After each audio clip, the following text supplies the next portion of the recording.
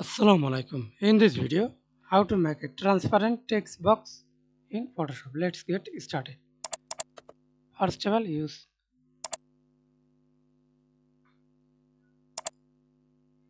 box,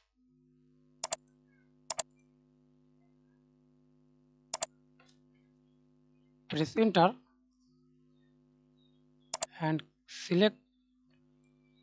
drag this box and create a new layer. Type text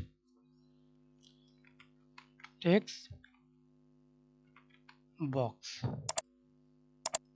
Press Ctrl to resize.